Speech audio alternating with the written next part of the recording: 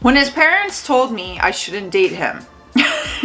Yeah, I was young and naive at the time. I married one of those. When I called his grandmother to tell her that we were getting divorced, her response, "We were wondering what was taking you so."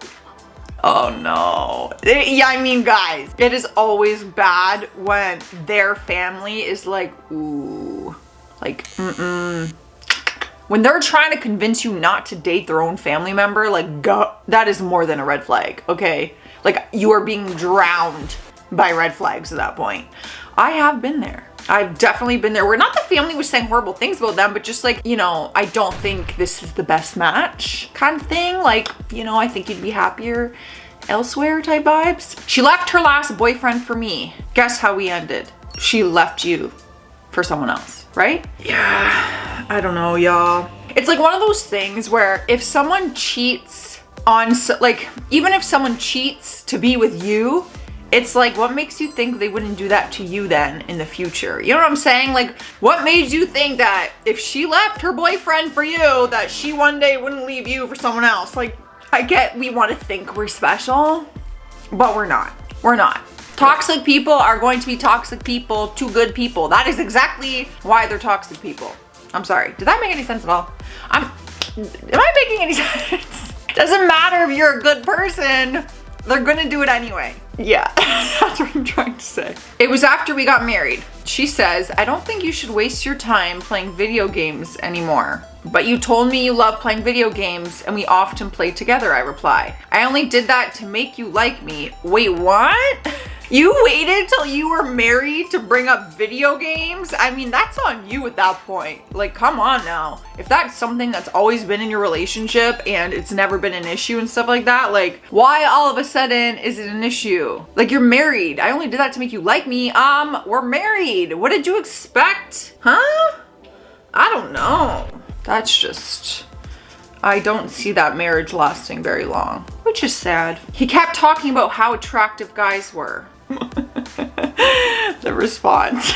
I'm assuming that ended as I'm guessing it did. I mean, we were all guessing that, right? If, you know, I don't care if your man is talking about how attractive other guys are. I would just straight up ask, like, are you attracted to other men? Would you prefer to be with a man? Like, no judgment, but just be honest. Yeah, I mean, I think we know the ending to this story. She once said early in her relationship, "Friends just seem to stop talking to me or never inviting me to hang out for no reason. I just don't get it." Oh, I get it. Should have been a giant red flag for, "I never take personal responsibility for how I act or treat others."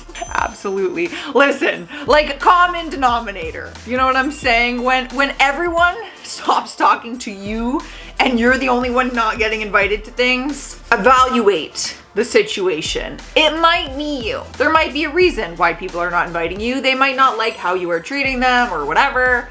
Yeah, that's a huge red flag. There are certain types of people where they just like, they'll just blame everyone around them for their own actions. That is toxic behavior. The night my dad passed, I'm so sorry. He asked if he really needed, He asked if he really needed to come over since he was co-hosting a house party. We'd been together over a year at that point. I wasted another year with that.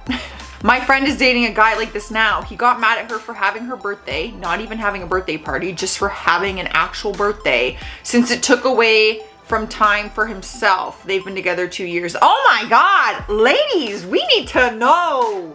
No. We need better men. And there are better guys out there, okay? I'm not saying every guy is like this. That first story, not a chance. Another year with that person, I wouldn't even spend another day with that person if they start putting their party before my father's passing and my time of grief. That is like so disturbing. And the fact that you continue dating them, girl. But you know what? You're going through a lot. You were grieving.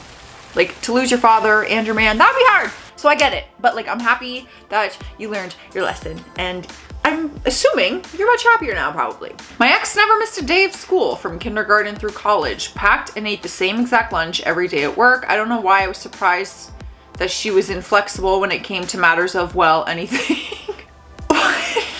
I'm like so confused because part of me is like, this is great. Like, never missing a day of school, eats the same lunch every day. Like, part of me is also like serial killer vibes, but also like has her life together. I don't know. I feel very conflicted on this. He mentioned Whitney Houston was, Whitney Houston was a sacrificial lamb for the Illuminati while drunk before we ever went out. I thought he was joking.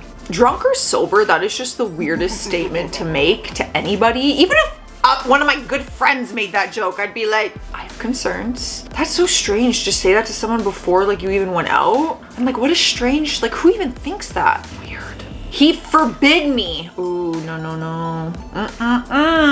If the word forbid is even in your relationship, like, y'all, get out. He forbid me from talking to my stepbrother since we weren't blood. Apparently the only thing stopping me from getting intimate with my brothers are a few common genes. I put up with that longer than I should have. Holy moly, crikey, no. I have a half brother and a stepsister. Obviously my brother and I, we share the same mother, not the same dad. But even if he was my step, like through just marriage, and someone was like, oh, that's inappropriate, or you can't hang around. I'm like, I cannot even fathom that. Like, you are sick and you are disturbed. Like, no, that'd be so many red flags, like all in one, because that's their thought process, but that's also their insecurities are so bad at that. Like, there's so much no to this situation. Not to mention I would pick my family over them any day. My brother is awesome. Never cleaned up after himself and was incapable of doing simplest chores because mother always does it. Turns out he's a mommy boy. Listen, I am all for men who love and respect their mothers. However, huge difference than relying on them, especially as an adult. Yeah, no. Personally, I just can't be with someone who would still have their mother doing things for them, like daily things that every adult should be doing on their own at this point. There's a huge difference between being a mommy's boy, because you can still be a mommy's boy and love your mother and respect her and want to spend time with her. Yeah, there's just a huge difference between that and being an adult and having your independence from your mother. Before we dated, we were playing Monopoly with a group of friends on the patio. He lost and threw the board and all the pieces into the pool, screamed that everyone was a bunch of cheaters, and locked himself in a room for hours, only coming out later to drink my whole bottle of whiskey and proceed to barf all over our friend's cabin. But how love is blind. I want to just say he had a bad day. Like, I don't know. I hate Monopoly though, if I'm being honest. Monopoly would stress me out too. That game, it takes way too long. It reminds me too much of adulthood, of like not having money to buy a house. Yeah, no. Oh, Monopoly sucks. I'm sorry. I can't do it. It was fun as a kid, but as an adult, it just feels too much like real life. Oh, like not being able to afford life while others get to buy mansions and stuff. Yeah, no.